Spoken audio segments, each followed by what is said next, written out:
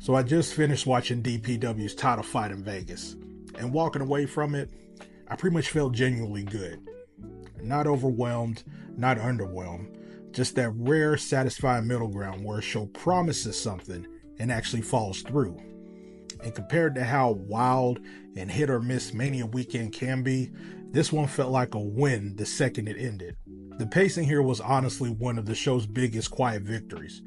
From the second the first bell rang, there was the sense that DPW knew exactly the type of show they wanted to deliver. No wasted motion, no stretches that felt like dead air, whether it was a fast-paced tags, bruising title fights, or the chaos at the end. The card kept a rhythm that was easy to stay locked into. So the best match of the night without a doubt was the DPW World Tag Team title Sin City Street Fight. Grizzled young veterans and Violence Forever didn't just have a great match, they had a war that meant something. I'm giving this one 4.25 stars because the brutality never felt performative. It was purposeful. It wasn't just a standout, it was the gravitational pull for everything that followed. If there was a single turning point where you could feel the night shift, it was after that street fight. The energy I thought was peaking, and while the Ultimate Conflict 12-man elimination match tried its best, it honestly delivered a strong 3.75 star match. It couldn't quite keep that same high voltage. Now, elimination matches by nature slow things down a bit, and you could feel the buzz dial back just slightly. Even the work rate did stay strong here.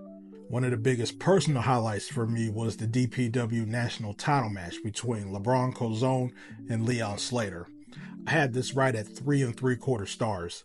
This wasn't just about two athletes trading moves.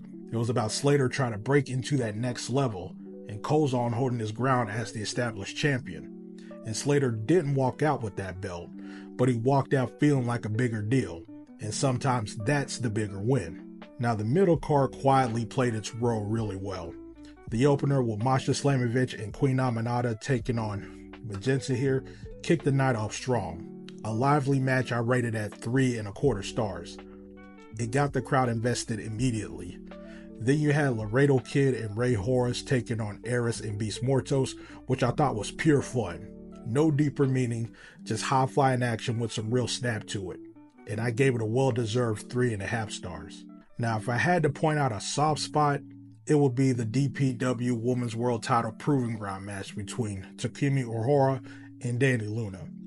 Now, it wasn't bad at all.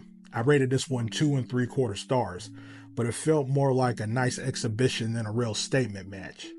Now, for the time they got, they worked hard, but it didn't have that same urgency or energy compared to everything else around it. So it was a decent bridge, but definitely the least impactful part of the night. One thing I give this show major credit for is it wasn't just a collection of good matches thrown together. There was real intention behind everything. Even the quicker matches felt like they meant something to the bigger picture. Now, it wasn't just good wrestling, it was good wrestling with reasons to care. And that's what separates a good indie show from a great one during WrestleMania weekend. The best way I can describe this particular show was hope versus reality. And this time, hope won. Too often, you roll into these big weekends full of excitement only to walk away feeling burned. But here, DPW actually met the moment. They set expectations at a certain level with a competitive cards, emotional stakes, smart booking, and delivered across the board without pretending it was something bigger than what it was. So overall, DPW title fight in Vegas showed that sometimes all you have to do is respect the audience time and intelligence. Give them matches that matter, moments that resonate, and a night that feels real.